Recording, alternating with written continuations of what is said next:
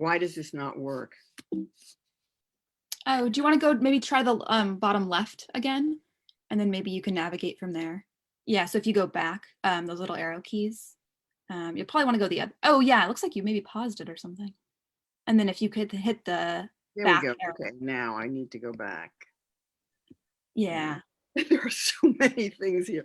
Okay. I know that was, I'm not sure how that happened. I'm either. Okay.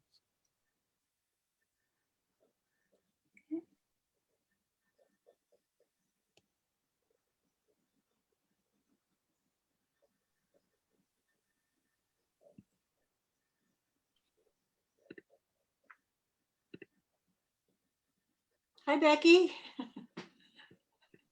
Good morning. It's great to be here.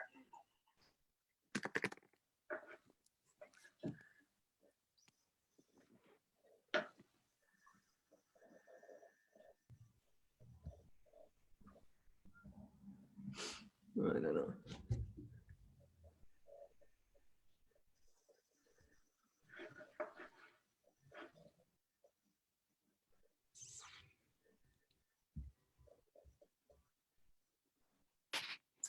All right, it's 11 o'clock. So Jane and Paula, whenever you're ready, you can begin. Okay. Welcome to the Timken Museum. For those of you who are new to the Timken, I would like to make you aware of the two families that made this museum possible, the Putnams and the Timkens. The Putnam sisters donated most of the art in the galleries, except for the American Gallery. The Timken family underwrote the construction of the museum that was built in 1965. The Timken has 6 galleries: the Russian Icon Gallery, the Italian-Spanish Gallery, the Dutch-Flemish Gallery, the French Gallery, the American Gallery, and the Special Exhibition Gallery. Jane Lazaro and I will share some highlights of the museum with you. Please mute yourselves and unmute if you have questions or comments, and we encourage your participation. Good morning, everyone.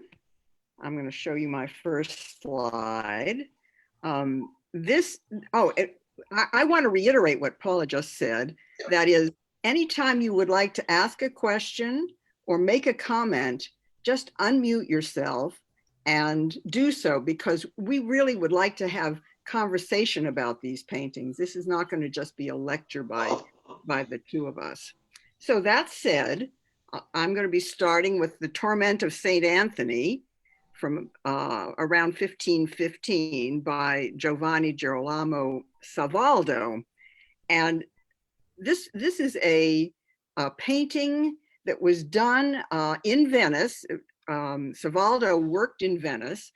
He was not well known, unfortunately, because he was a wonderful painter, but he was overshadowed because Titian was working at the same time, and Titian got all the acclaim.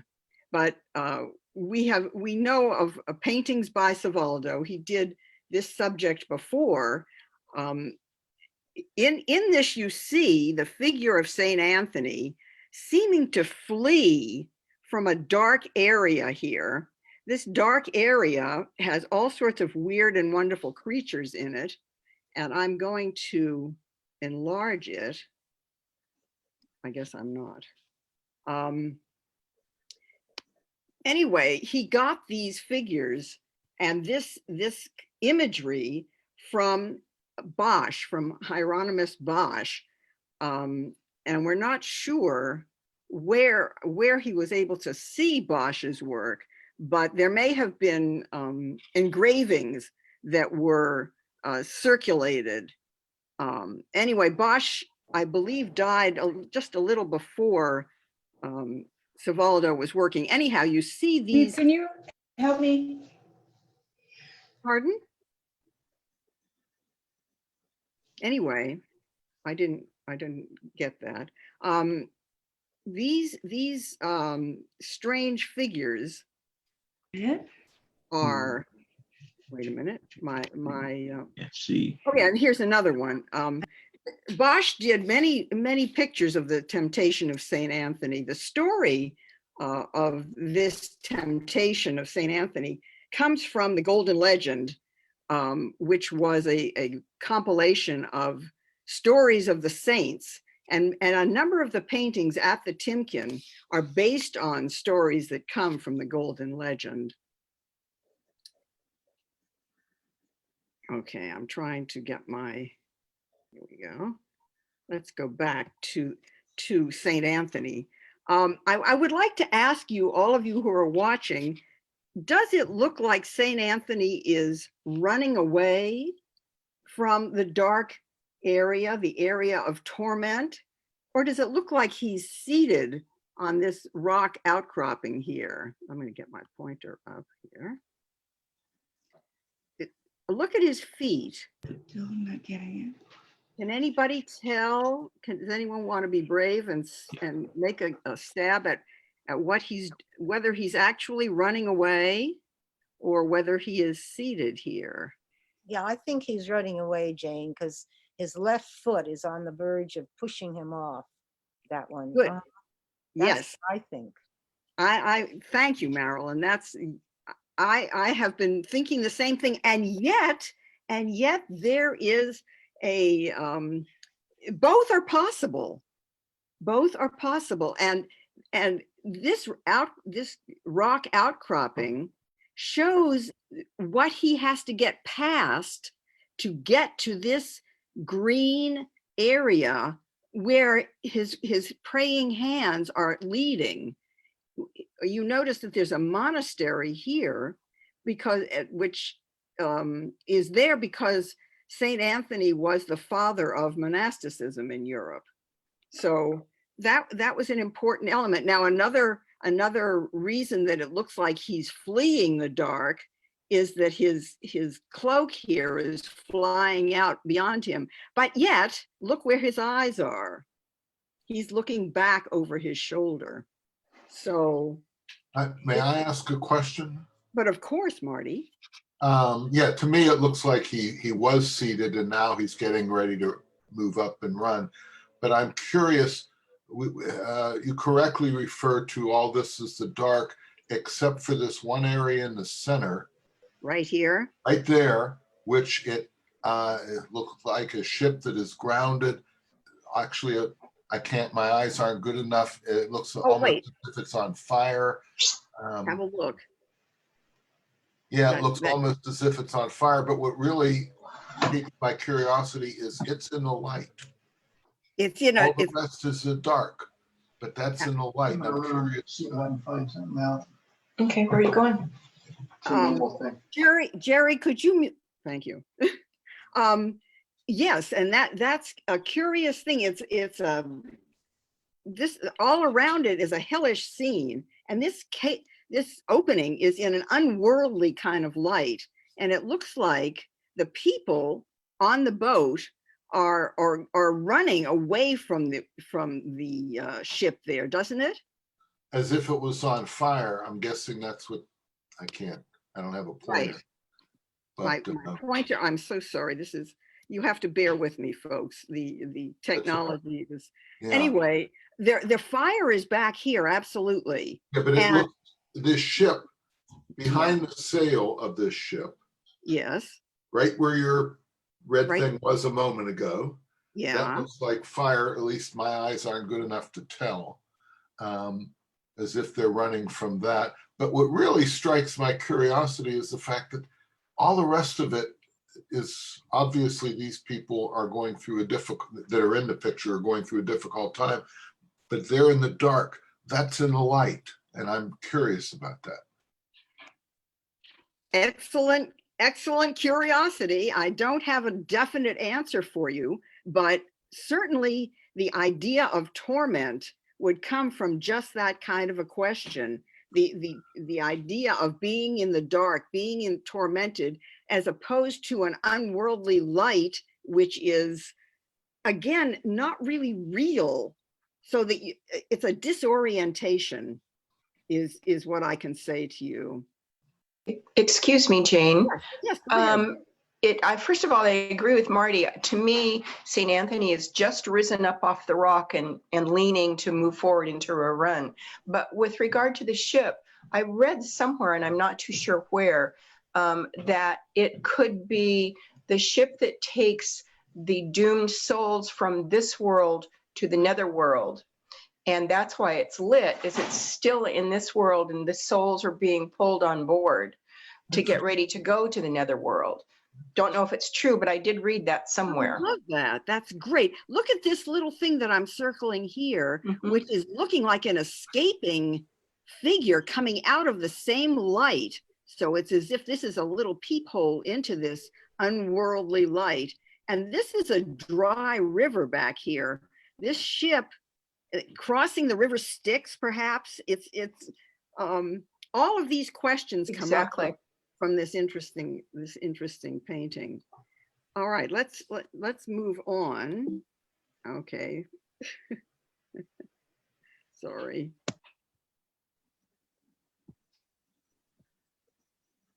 And Paul, oh, there we go. I'm trying to get this down. Okay, Paula.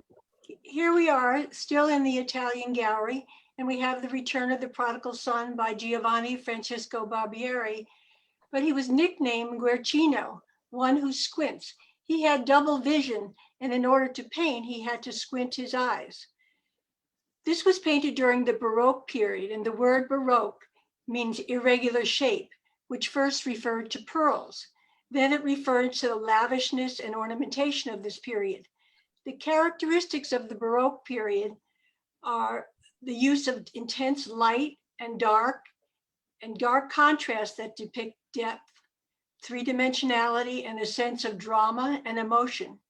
And with these, the artist tries to draw the viewer into the scene. So let's look at the painting and tell me, what do you think is happening here?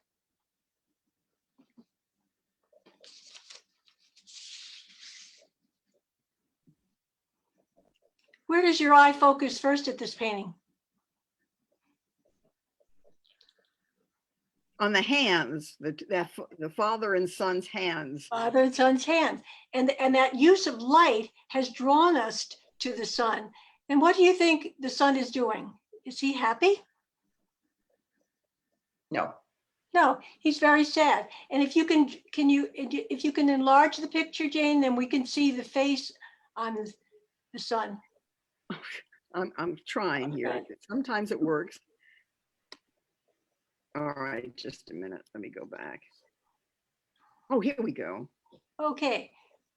I don't know if you can see the teardrop on his the left side of his nose, and then the teardrop on his chest. So he's very sad.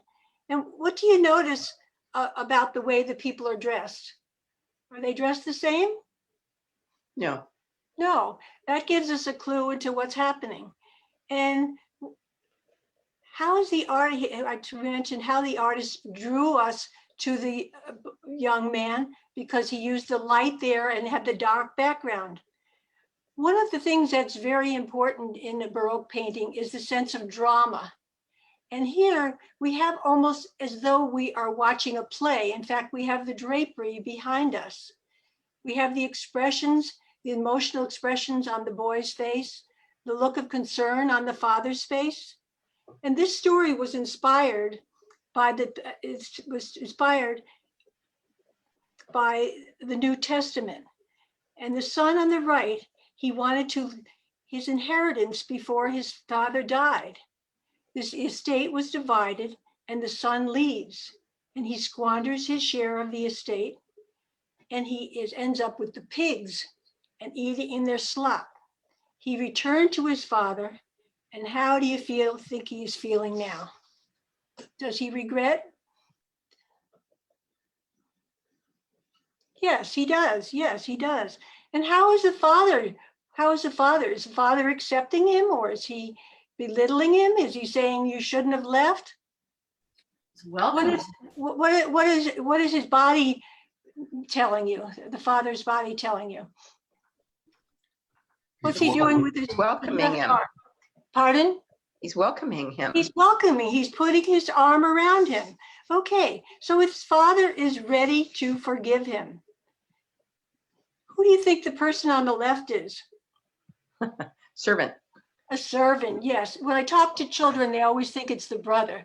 But you can tell by the way the servant is dressed and the father is dressed that they live in a very luxurious life. Whereas the son is just he's in rags, just what he has left.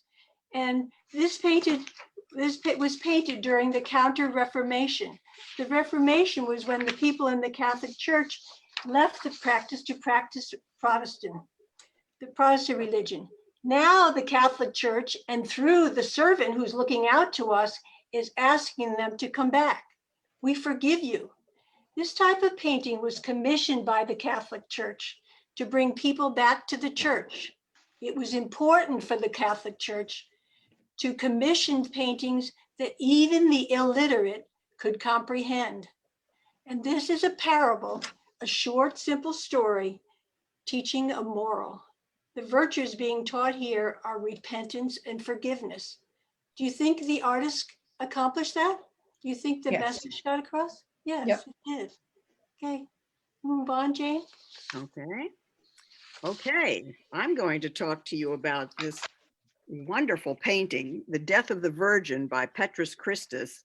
This is early, 1460 to 65.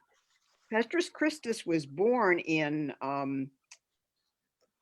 Belgium, near the Dutch-Belgian border. He worked his whole life in Bruges. He was known mainly as a painter of portraits, and this is the largest of the paintings that we know of that he did. Like most Northern artists, throughout the early years, he went down to Italy to study, to learn about what the Italians had developed in the way of new ways of looking at painting, because of the Renaissance, where life on Earth, man's life on Earth, or people's life on Earth, became the central focal point rather than the afterlife in heaven. They developed perspective to show you space in which human beings on Earth lived, and so that the viewer could move into the space. So I will show you in a minute the way he developed this. But first, let's look at the three narratives that take place in this painting. The first and foremost is the death of the Virgin, a Virgin Mary. She's holding a lit candle in her hands, or that is, the apostle is, which signifies her Christian faith. So her death is the first thing. The second narrative is her going up to heaven, the ascension, where she's going up to heaven, and then we see God waiting to welcome her into heaven, surrounded by angels. The third part of the narrative here is Thomas, who is being dangled by this angel. I think it's the Archangel Michael. You know? And pardon? Okay. Sorry. I'm going to again enlarge so you can see. I hope I can get it back. Anyway, because Thomas always needed to have things proven to him, he was doubting Thomas. The angel is dangling Mary's, what they call girdle, her belt, to show that in fact she is dying. So he was unwilling to come into this scene until it was proven that in fact she was dying. Oh, good, I was able to get it back. So let's talk about what Petrus Christus did. Oh, this is so cool. I just want you folks to know how excited I was when I was able to get these two side wings from the internet and divide them and put them in place so you can see what this triptych altarpiece actually looked like. The two side wings were destroyed in a fire during the war, but luckily they were photographed before that destruction, and the central image was saved, so that we have now reunited on this screen this fabulous scene. And what I find so fabulous about it is the exterior. I told you that Petrus Christus went to Italy to study art, and what he learned was about 1-point perspective. He was the first artist in the Netherlands to paint this way. Nobody else had developed this yet. So the way we know that this is 1-point perspective is my little pointer is going to show you.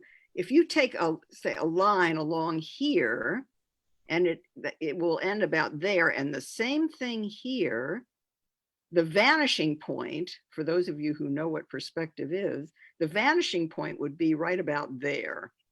So then because you can see where the horizon is out in the landscape. This is what's so really cool about this. So you get the understanding of how the perspective works. The two figures in the side wings are, this is St. John the Baptist. Here's his lamb. And this is, the reading said that this is St. Catherine. So I was looking on it to see if there was a part of the wheel, because we know that St. Catherine's attribute is the wheel, because she was martyred on the wheel, or supposed to be. That it didn't actually happen that way. And again, that's from the Golden Legend. Anyway, this could be a piece of wheel. I'm not sure. But anyway, she's supposed to be St. Catherine. So you see an Italian landscape. And another aspect of that is the Italians developed not only 1-point and then 2-point perspective, but also distance perspective, in which the scene outside is it is weighted down so that it recedes, it goes back into the distance. And here you have a little bit of that light blue in the far distant there. Now, let me ask you, do these people look very real to you? Does anyone have a comment on that? What do you think about the way they are painted? Oh, they look like doll heads. They do. That's right. One thing about Petrus Christus. All right, let's see if. Whoops, sorry. Okay. Here we go. Let's go back to it. Let's look at these faces. Let's see if I can enlarge it. Yes. And of course. All right, look at the noses. I can't get. The noses are kind of triangle shaped or wedge shaped, and this was characteristic of the way he painted. They're certainly representational. You can see that they're all people, but they're not as super realistic as Renaissance paintings in Italy were. There a few of the devices that tell you about the death of Mary is the censer with the incense in it, and then the aspergillium, which will be able to sprinkle holy water. Then there is the question about the different apostles. People have asked, how do you know that they're apostles? Well, in fact, there are 12 of them, if you count them, and that is an indication. So I'm taking too long because I love this painting, but then there are these two things. Does anyone know what these two hanging red things are? Yes. They are the curtains that go around the bed at night. They're lowered. And if you've visited Europe, gone to castles, you see in the castles, you see the beds and you see curtains around them. Those castles were cold, drafty. There was no central heating. And so lowering curtains around the bed at night kept the body heat in and kept people warm. So they were very important. And, I'd like to mention something, Jane. If we start at the center with his hand and he's pointing to the left, and then he points to the gentleman that's on the floor, and then your eye comes up to the candle and it rises up Perfect. up to the ascension. And then those drapery bring it back down. So it completes the circle. And so you have Excellent. like the 3 stages of this painting in one vision, but it does direct your eye around. I think that, I don't know if that was Absolutely. intentional. That's absolutely right. And then it's reinforced by the barrel vaulting in the ceiling. And then, yes, thank you. That's it. And another way to notice that is with the color. If you notice how the reds move around, same thing. It zeroes you in on this important dormition of Mary. Who is the guy looking out the window and Jane? why? Yes. Jane? Yes. Yes. Maureen, is that you? Well, that was Yes. me. Well, go It's ahead. unusual that you see her in a bed because according to, I call it the folklore, Mary is assumed into heaven, the only human being, according to the beliefs, who was ever assumed bodily into heaven. And that was on the 3rd day, exactly like, and on the 3rd day he rose again from the dead. Wow. So Mary's death is very important and part of in all the literature. Cool. I never see her on a bed. Isn't that had you ever seen this painting, Maureen? No, Isn't it cool? I do like it. Jane, who's the guy looking out the window and why is he looking out the window? Yeah, very good question. And the way I have interpreted it is that he is one of the apostles. If you count, he has to count as one of the 12. I think he might be looking for Thomas. Thomas is over here, but he knows that someone's missing because there are only 11 of them in the room. The answer is, I don't know for sure, but it's also it directs your eye out into the landscape, which is important. I mean, there are these 2 streams that go with interpreting paintings. One is the way it's painted, the kind of color that's used, the composition, the way your eye moves around it. And the other is the narrative, the story that's going on in the painting. So it's, yes. One interpretation that one of Christina's predecessors informed us of was that the looking out the window is an allusion to the Old Testament prophet Daniel. Oh. And it's a symbol of prayer because he knelt before the window when the Israelites were exiled in Babylon, and he prayed faithfully 3 times a day, even though it was against Nebuchadnezzar's law. Mm-hmm. And so his faithfulness or his determination to pray despite persecution came to mean a symbol of prayer. I hadn't heard that anywhere else, but I thought that was interesting. I love that. Yeah, very interesting. Florence, do you know whether that's true? I don't know that story of Daniel. Yeah. But I did have another interpretation. I just had a couple other questions. So Mary is wearing a very interesting headdress. Yes, typical. That is the kind of headdress worn in Bruges at the time. I mean, women when they were in their beds, they had a headdress on. Now, Mary's may be a slight variation on what others wore, but when we move on to Paula's painting of a woman reading a letter, you'll see that she has a headdress on too.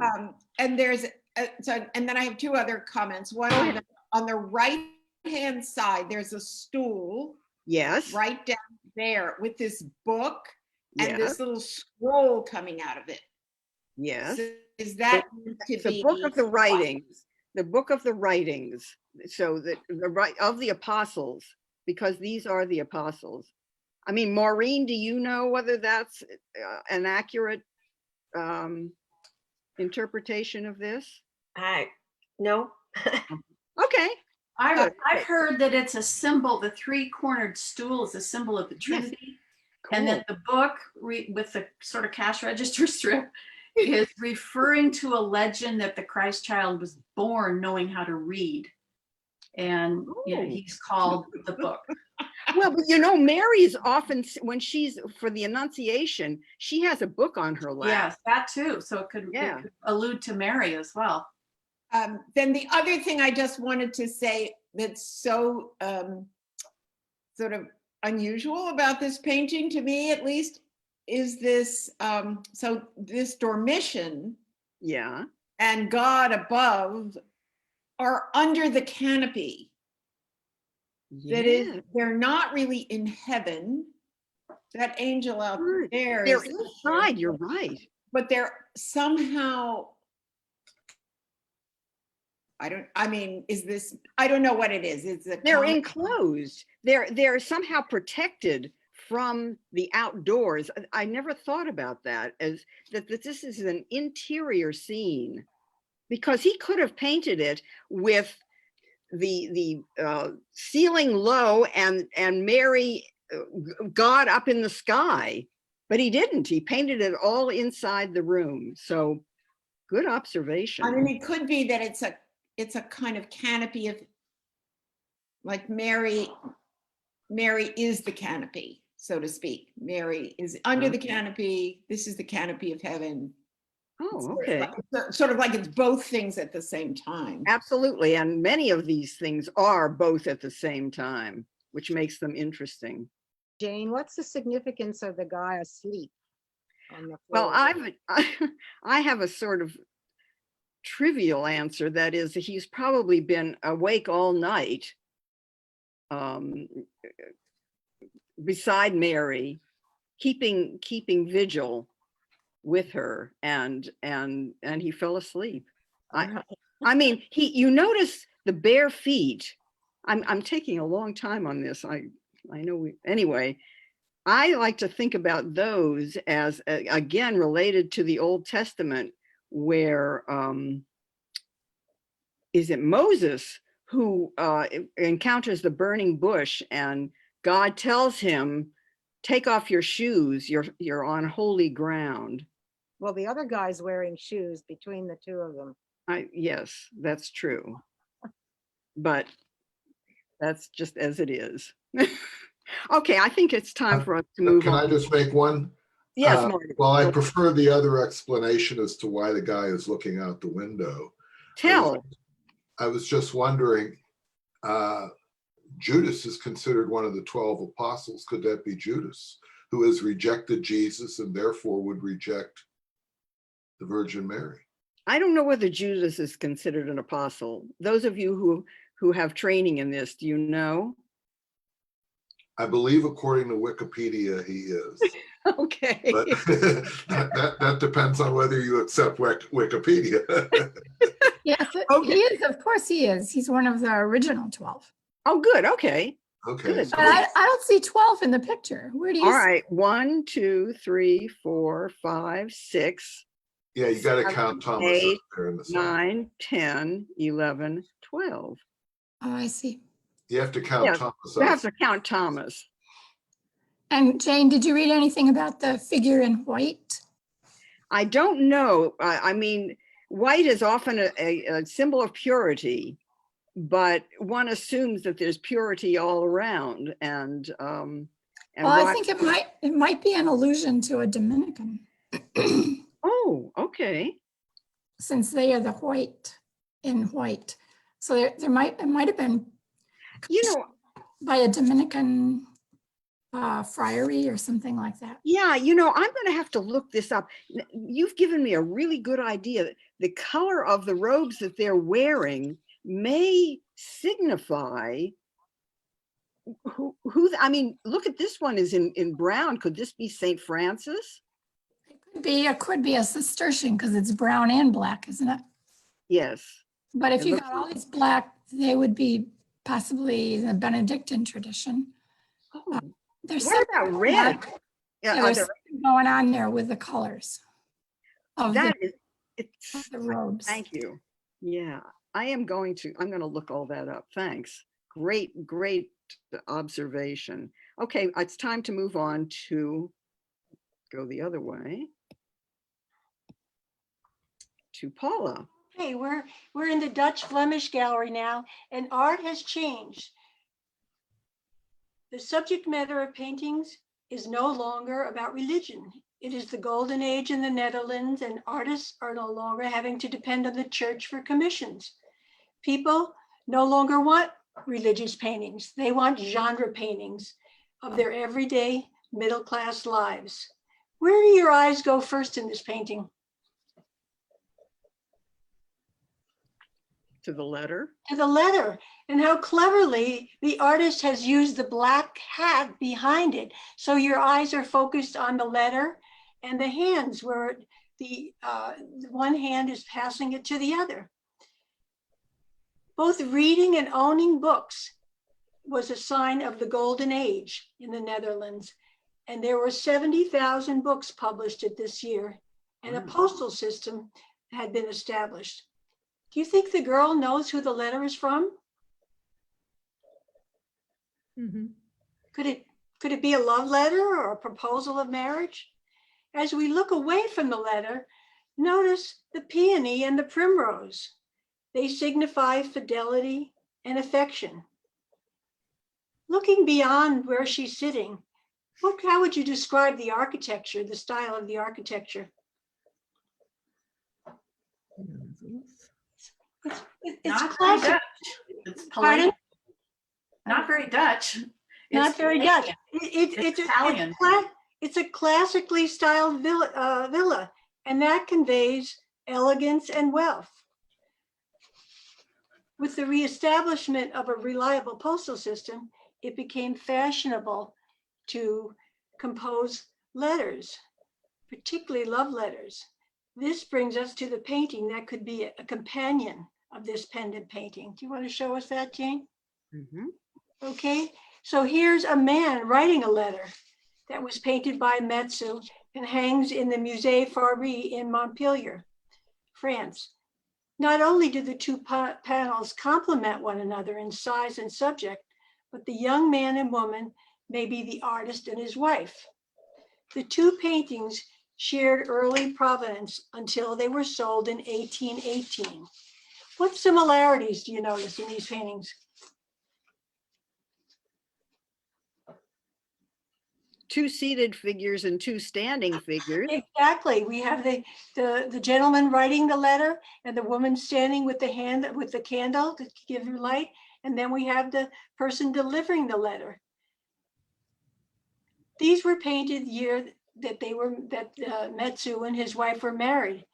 And the paired paintings of a husband and wife was a very popular in Holland at the time in the 17th century.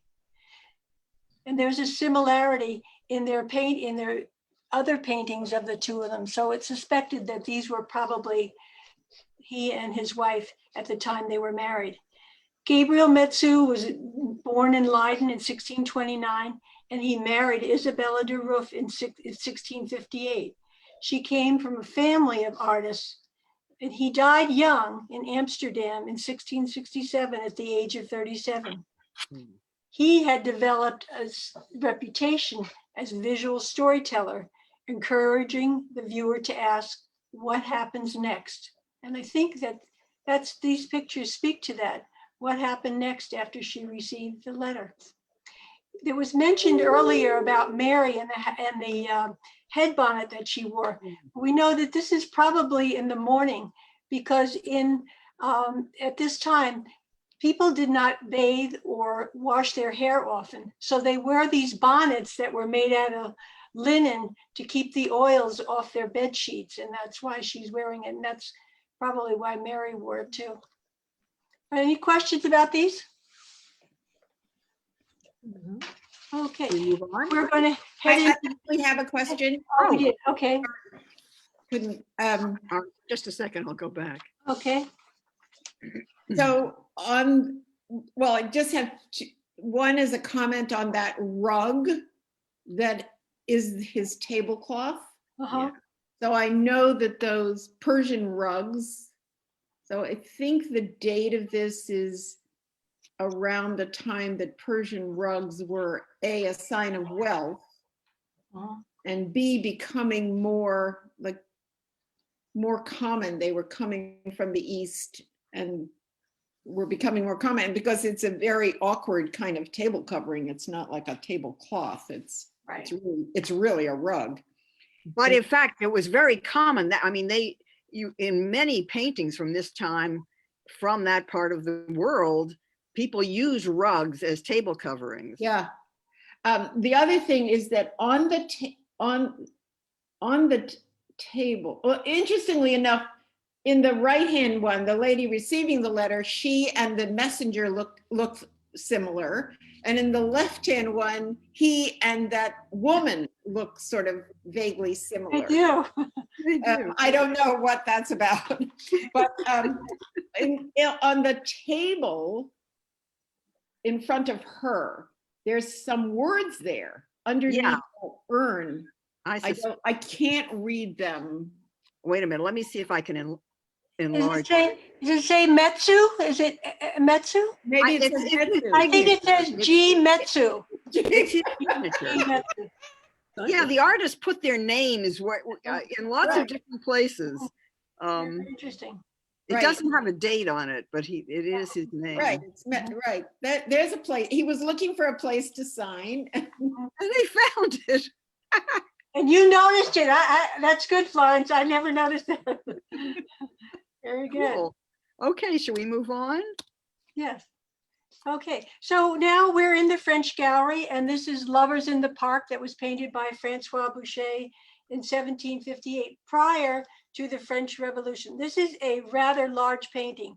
Can't tell by this picture, but it's 7.5 feet high and about 6 feet wide. And this was painted during the Rococo period. And the word Rococo comes from rocaille, which means a decorated seashell or ornament, a garden ornament, pebbles and shells that may be used for decoration. And certainly at this time in the Rococo period, there was a lot of ornamentation. So what do you see first in this painting? Where do your eyes go first? To the servant girl carrying the flowers. Okay, excellent. And what's interesting is that if you look at as a trio, Boucher has used primary colors, the red, the yellow, and the blue for those three people. Whereas in the surrounding environment, he uses pastel colors. So he wants us to focus on those three figures at this time. Do you think that this is, and also the Amorini that are above the three of them, they duplicate the positioning of the lovers, and they're the putti, and I thought that was very interesting. Mm-hmm. Do you think this is a believable situation, or is it fantasy? Any ideas? It looks like fantasy to me. Fantasy, yes. In the 18th century, it was fashionable for the aristocracy to escape from the strict etiquette of the French court by going into secluded rustic retreats and living there as though they were in the country, they were country people. On these retreats, they dressed in elaborate versions of peasant clothing. Now tell me, if you were going on a picnic, would you dress like this? No, these are fine fabrics. There's velvet, there's satin, all different kinds of fabrics. Sorry. And so here we have a couple seated in an overgrown garden, and the man is distracted. Who's he looking at? Is he looking at the woman he's with? Oh. No, he's looking at the flower girl. And what's interesting is that the King Charles spaniel that's in the lower right-hand corner there is supposed to represent fidelity. But is he really being faithful to the woman he's with? No. Okay, judging from the size of this painting, it might have been commissioned for the decoration of a salon. Boucher was a great favorite of the court and did many paintings for the French aristocracy. In 1735, he did his first commission for Versailles, and by 1765, he was the first painter of the king. Boucher not only painted large paintings like this, but he also painted tapestries, porcelain, from the porcelain factory, and religious paintings, genre scenes, and landscapes. By the time he painted Lovers in the Park, his reputation had begun to suffer. In the minds of those critics who advocated a reform in painting, his fanciful, pleasing, but uninspiring pastorals were out of style. The philosopher Dennis Diderot summed it up in this quote: "What colors, what variety, what a richness of objects and ideas. That man is capable of everything except the truth." So many thought that this really wasn't fine art, that it was too much frou-frou. What's your feeling about it? I know Jane had strong feelings about the Rococo art. I really didn't like Rococo before we started studying this painting. Actually, I think it's fabulous. Fabulous in its artificiality, because I mean, these are, as you say, aristocracy playing at being peasants. They are not peasants. You can tell by the way they're dressed. They have bare feet, but they are not peasants. Go on. And that was very risque at that time. You know, we're so used to seeing girls in bikinis and tiny t-shirts and everything, but at that time, showing your legs, whether you're a man or woman, was really very risque.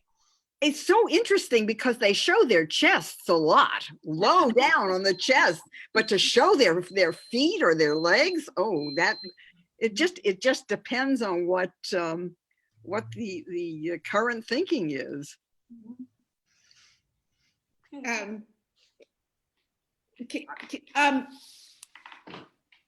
My mother had a couple prints of this period kind of paintings. Yeah. And although this one looks a little pornographic for my mother, but I think that the material, the way the material is painted, that is the fabric painted, is sort of unbelievable. Right. I mean, that it's unbelievably gorgeous, luscious, delicious. It's like it. I mean, it does strike me that it's a little bit like the sexual scenes on Roman bathhouses, almost. I mean, it's clearly a menage a trois, and the servant girl has her skirts lifted up, so she's already kind of vaguely a little too available, and so it's kind of amazing that way. And if you look up at the putti, who are in gray, you know, they have dimpled tushies. Yes. There's no way there's a dimple there. It's a kind of, I mean, the whole thing is sort of fabulous. It is fabulous. It's fabulous, right? There are all sorts of, I mean, this is called a paling, this kind of fence. And when you think of the expression beyond the pale, that's what would be going on out there, or maybe on this side of it. We're not sure, but I mean, there's also the dovecote where lovers used to meet. Right. So, okay. Should we move on? Sure. To the last painting. This painting is called The Cranberry Harvest, Isle of Nantucket, from 1880 by Eastman Johnson. Eastman Johnson was an American painter. We're in the American Gallery now. Johnson studied in Germany and in Paris and in the Netherlands, but he finally came home to America and wanted to paint really American scenes, scenes of ordinary people doing what Americans do in their communities. And this is a perfect example of it. First place, is this what you would think of when you think of a cranberry bog? No. No, I would expect it to be flooded. Right, and it is not flooded. It is a dry field. the reason we think of it as flooded, as wet, is because companies like, the name has just gone out of my head, the big cranberry company. Ocean Spray. Ocean Spray, thank you. It goes away. Ocean Spray, when the cranberries are ready to harvest, they flood the fields and the ripe berries float to the surface. So all they have to do is come in with their machines and scoop up the berries from the top of the water, from floating on the top of the water. Unlike this kind of stoop labor, look at all of these people down on the ground, except for this man. He's older. I can relate to this. It would be hard to be down on his knees on the hard ground. So he has a chair that he's sitting on. So what is the focal point of this painting? Where would your eye go first?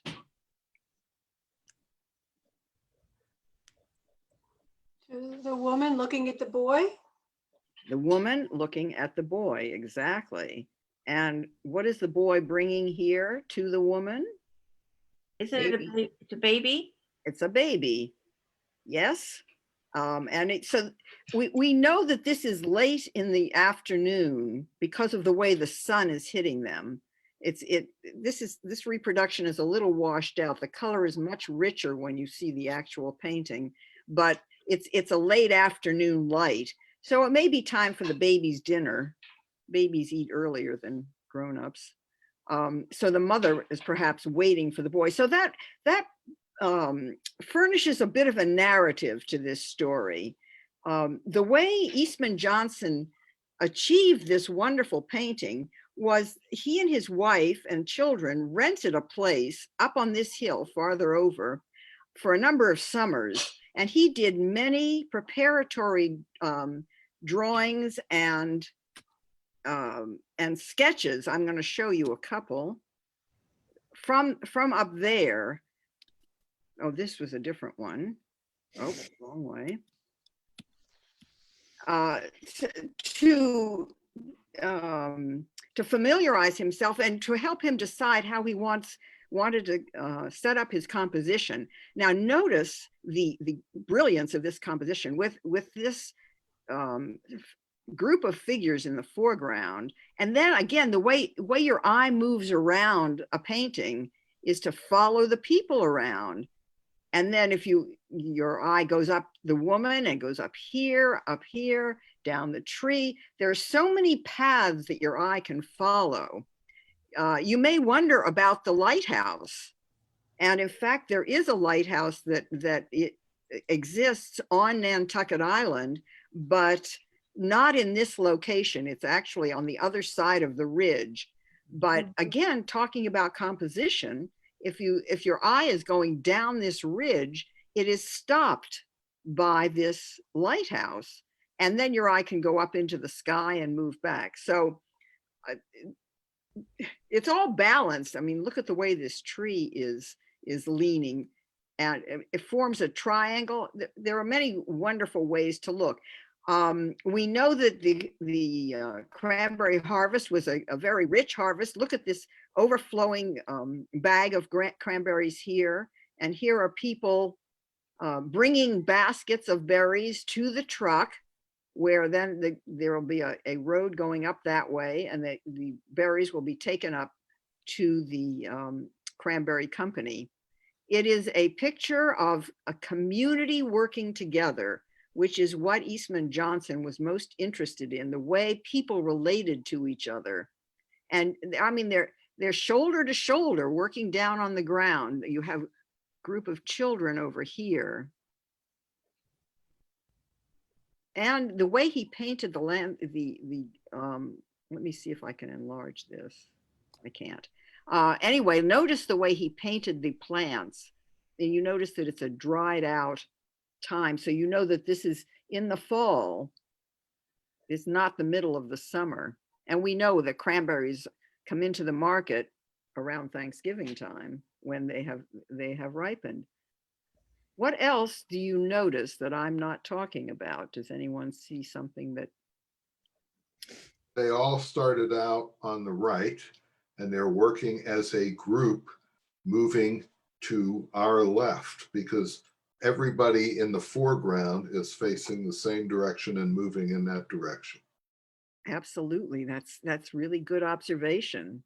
They are facing that way, except for the woman. She's facing the other way. Well, she's looking for her baby or Yes. her grandchild or whatever it would be. Yeah, it's hard to know exactly. Good observation. And then I just noticed there's this group of people back here who are doing the same thing. So you get a sense that the cranberries grow everywhere. In a previous presentation of this painting, we were talking about where the water comes from to water this. Now we know that this is New England and they get a good amount of rain, but it looks pretty dry. And that is perhaps because it's autumn, but there must have been wells that people got from which people got drinking water. And one of our respondents in the last presentation mentioned that you don't want the well too close to the ocean because the water coming up would be salt water and not useful.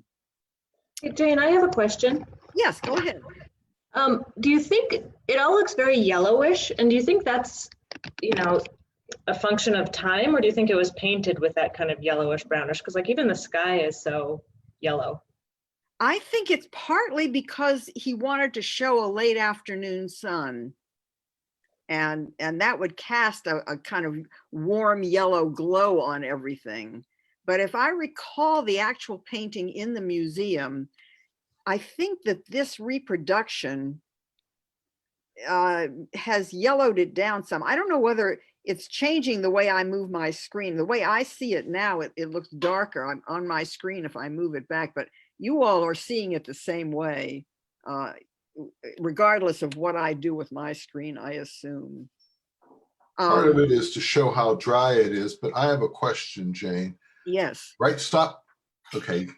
In the hillside, right there. Yes, what is that? What is it? It looks like either a building or maybe part of a tunnel. I don't know what it is. And it just occurred to me, it could be kind of a dock where people would have brought their cranberries to be loaded onto something here. But the answer is, Marty, I don't know for sure. Someone suggested it was a bunker, but I don't think so for the war. But no, it's made of wood. Let me see, since this is the last slide. It could be the opening to a root cellar where they store vegetables or store excess cranberries. Excellent. Yeah, good point. Because I don't know. Again, I'm going to try to enlarge. That looks like a reinforced wall though, doesn't it? There. Back here. Yeah. Oh, and then this, if you look at this, yes, actually, or those are either a rock outcropping or stairs going down. Actually, if you look, now that you look more carefully, this area right here could be stairs going up. I'm just not sure. And I'm trying to get it. I can't get it to enlarge, sorry. But it's good to focus on it. There are always questions. This is the most wonderful thing about looking at paintings. I mean, your eye is wanting to see all kinds of good things. So, Jane, yes. Jane, I have a question for you. Yes, what this, well, I'm going to it, but you can't see what I'm doing. It's like a pinkish, almost like a large rock over, yes. Wow. Oh, that could be the back part of a person. That's a weird person. It is. Or a marker of some sort. Yeah. That's maybe more like it. I wonder if it's a gravestone. Could be. It could be, yes. That also where they're working looks like an area where there was water, so here. Yes, it looked like it could be a dip in the land there. They seem to be somewhat lower down than this group of people.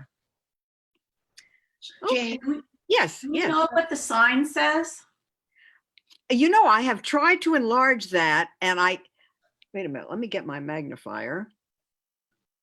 It's the bottom word is cranberry. But above that, it does not have Eastman Johnson's name on it, if that's what you might be thinking. No.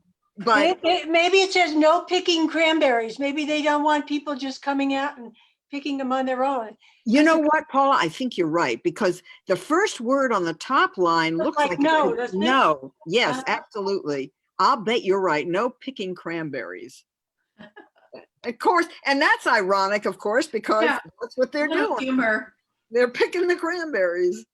Yes, it really is a lovely community scene of American life. We wonder if it's slightly idealized, but he was the artist and he's allowed to do that. So, oh yes, you have a part. Yeah, well, I just had a couple little things. Good. So one thing, you mentioned the triangles and the angles. Yes. So one thing that I think is that this front group with the woman standing up. Yes. You might interpret her little small group as a little skiff with a sail, with a pole. You might, like they're in a sea. But it's a bit of a stretch. Okay.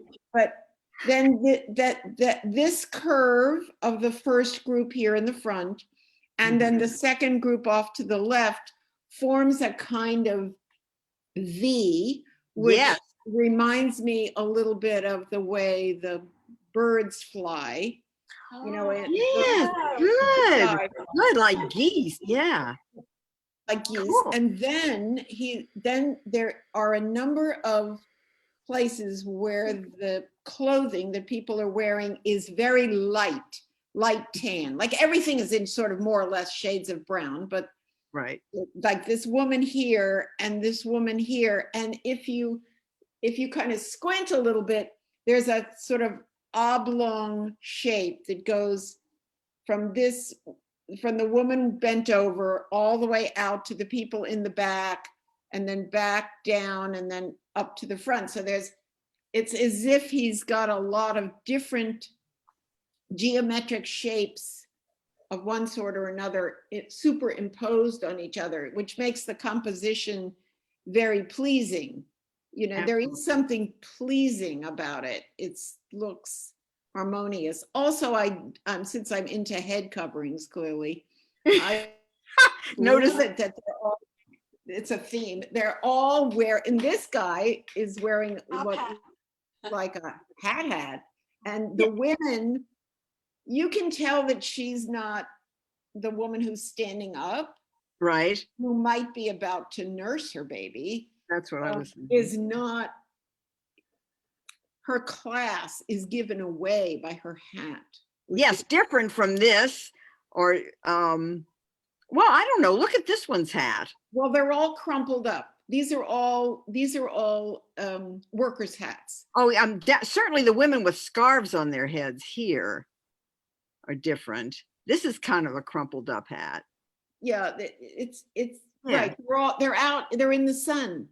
They're protected. They all have to wear hats. That's right. They have to wear hats. Even the little children over here who are playing. Yes, here are wearing hats because they're outside. Yes, and the boy bringing the baby. Yeah. I just love all the hats. So this is very cool. Okay, I think we're way over our time here. This is fabulous. Thank you all so much for all your comments. This was really great fun. And well done, both of you. And I think Allison has something she wants to share. Oh yes, and I'm going to see. Oh, wait a second. I'm going to give you that's the wrong side. Here we go. There you go. There. Okay, that's Allison. Yeah, great. Thank you. Yeah, thank you, Jane and Paula, so much. For those of you who don't know me, my name's Allison and I'm part of the education department. I just wanted to give a little update. We have some holiday events coming up that we'd love to see you at. So the first two are actually this weekend. So they're both ornament making workshops, and the one on Saturday is geared toward families and kids. And then we have one on Monday, which is geared more towards adults. And so they're both with our Jewels of the Season collection, which some of you may know about, are these beautiful ornaments that you see on screen. And so you'll kind of get to make one of your own. We have materials for you. These are all virtual classes, but I think you can come and pick up your ornaments, the ornament making supplies at this point, since we normally mail it to you, but we're only a few days out here. So if you want to sign up for those, you can go to our website. I put the link in the top right. That's timkenmuseum.org/calendar. Our events page, and you can see all the details about it and find out how to sign up. And then the other one is on Thursday, December 17th, and that is our Jewels of the Season lecture. So that's where you'll learn about the history of these ornaments and how they were designed and what went into them, and a little bit more about the artists behind them also. And that one is on December 17th at 5 p.m. and that's also virtual on Zoom. So we hope that you can make it to one of these. You know, we can't usually have holiday events in person. We can't do that this year, so we're trying to make the best of it and do a little bit on Zoom. So thank you guys so much for coming today to our tour this week. We have another one next week also, same time on Thursday, 11 a.m. and we'll do another highlights of the collection. So thank you so much for joining us, and we hope to see you at one of our upcoming events. Thank you. Thank you, Jane. Appreciate this. Thank you. I'm so glad you came, all of you. Thank you for attending. Loved your choices, different choices of the artwork that you chose. Like that. Oh, the Timken collection has such fabulous work you can hardly miss. I mean, no matter what we choose, it's all going to be wonderful. Paula and I will be doing each first Thursday of the month, we will be doing our tours. So please tune in, and the links, the Zoom links that you use to get on here is the same one you will use every time you want to come on to these virtual tours. So yeah, it's always on our events page. So if you go to our website and hit events, you can see this tour every week. Yeah, and it's being recorded. So if any of your friends want to watch it on YouTube, go for it. On Facebook. Yeah, you can go to our Facebook page. I'm sorry, on Facebook. Yep. It's all the same to me. Anyway, again, thanks everybody for coming. I think we're going to sign out of this.